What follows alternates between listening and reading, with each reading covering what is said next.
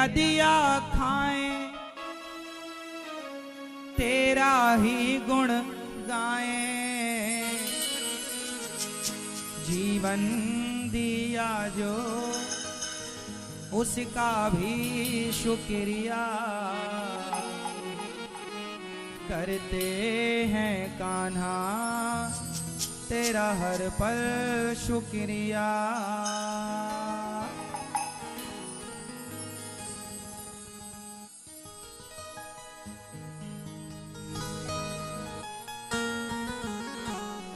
ईश्वर का दिया धन्यवाद जो है उसका धन्यवाद, और भगवत चिंतन, यही जीवन का सार है। तो महाभारत धृतराष्ट्र की गलती से, धृतराष्ट्र महाभारत क्यों हुआ, इस क्यों के बहुत सारे उत्तर हैं। हम आपको उत्तर इसी का देते रहें तो 3 घंटे बीत जाएं, 3 घंटे क्या 4 दिन बीत जाएं। यदि महाभारत पर ही हम डिस्कस करने लग जाएं एक एक पॉइंट पर, तो कई दिन लग जाएंगे आपको समझाने में। आगे बहुत सारे पात्र हैं जिनके कारण महाभारत हुआ। उसमें एक कारण गांधारी भी है, एक कारण कर्ण भी है, एक कारण शकुनी भी है, एक कारण दुर्योधन का भाई दुशासन भी है, एक कारण गुरु द्रोणाचार्य भी हैं। सबके कारण भी हैं, सबके नाम मैंने बताया, सबकी गलतियां भी हैं। पर गलतियां ही बता दूं तो काम नहीं बनेगा, आपको समझाना पड़ेगा उसको विस्तार से, उसमें समय बहुत लगेगा। हम तो केवल आपको जितना बता चुके, बता दिए, इतना भी कम नहीं है। और इतिहास से हमें सीखना है। क्या करना है? सीखना। महाभारत ना हो इसके लिए महाभारत हुआ है। महाभारत आप लोगों के घर में ना हो इसलिए महाभारत हुआ है कुरुक्षेत्र में, कि इस महाभारत को देख लो, इससे सीख लो और दोबारा से कोई गलतियां ना करो कि ये महाभारत की स्थिति उत्पन्न हो जाए। महाभारत सबको पढ़ना चाहिए, सबको समझना चाहिए, और ऐसी कोई गलती ना करो कि महाभारत की स्थिति खड़ी हो। क्योंकि महाभारत की कथा हम सबकी कथा है, हमारे जीवन से जुड़ी हुई घटनाएं हैं उसमें। जब आप महाभारत को सुनेंगे तो आपको लगेगा रे ये तो हमारे जीवन से जुड़ी घटना है। इसलिए महाभारत ना हो, ना भाई भाई का महाभारत हो, ना पिता पुत्र का महाभारत हो, ना अड़ोसी पड़ोसी का महाभारत हो। उसके लिए हमें क्या चाहिए? संतोष। ईमानदारी से अपनी कमाई कमाओ, अपनी कमाई को सुरक्षित रखो। दूसरे की नजरें, दूसरों के धन पर अपनी नजरें, दुर्योधन ने दूसरों के धन पर नजरें रखी, इसलिए मूल महाभारत का कारण लोभ है। महाभारत का मूल कारण क्या है?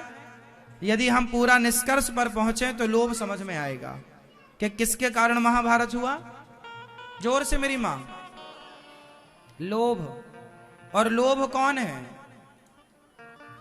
पाप के बाप का नाम बताओ। भैया बताएंगे चश्मा लगाए। पाप के फादर कौन है? पाप का बाप भैया बताओ। लोभ। कौन है? पाप का बाप। इस संसार में प्रत्येक पाप लोभ से शुरू होता है। यदि आपके अंदर लोभ नहीं है तो आप कोई पाप करेंगे ही नहीं। पाप यदि आप कर रहे हैं तो लोभ है, इसलिए आप कर रहे हैं। आप झूठ बोल रहे हैं तो झूठ बोलना भी पाप है, और ये पाप भी आप लोभ के कारण ही कर रहे हैं। आपको लोभ ना हो तो आप झूठ भी क्यों बोले? आप झूठ भी लोभ के कारण ही तो बोलते हैं, वरना आपको झूठ बोलने की क्या जरूरत है? हाँ या ना? तो मूल है लोभ। इसलिए लोभ को क्या दी गई उपमा? नरक के द्वार की। काम क्रोध मद लोभ सब नाथ नरक के पंथ। 4 दरवाजे बताए नरक के। दरवाजे नरक के कितने होते हैं मेरी माँ? मैया, ओ मेरी प्यारी मैया, नरक के कितने दरवाजे होते हैं? जोर से। कौन कौन से? काम, काम, काम मतलब रावण काम के चक्कर में फंस गया, पराई स्त्री, काम, विषय वासना, काम। क्रोध, क्रोध मतलब गुस्सा, आपका गुस्सा नाक में ही रखा रहता है, ये सब नरक के दरवाजे हैं। काम, क्रोध, लोभ, काम, क्रोध, मद, मद मीन्स एटीट्यूड, अभिमान, अभिमान भी नरक का द्वार है, और लोभ। चार नरक के, इन चारों से बच पाओ तो कल्याण है, नहीं बच पाओ तो नरक तो ले जाएंगे आपको ये चारों लोग। या तो आपको काम नरक पहुंचाएगा, या तो आपको क्रोध नरक पहुंचाएगा, या तो आपको आपका ईगो नरक पहुंचाएगा, या तो आपका लोभ आपको नरक पहुंचाएगा।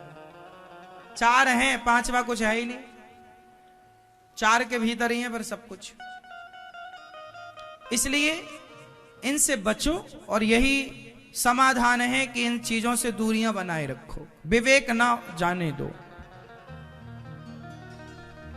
जब नास मनुज पर छाता है, पहले विवेक मर जाता है। विवेक ना मरे, और विवेक कहां से स्ट्रांग होता है? बिनु सत्संग विवेक न होई।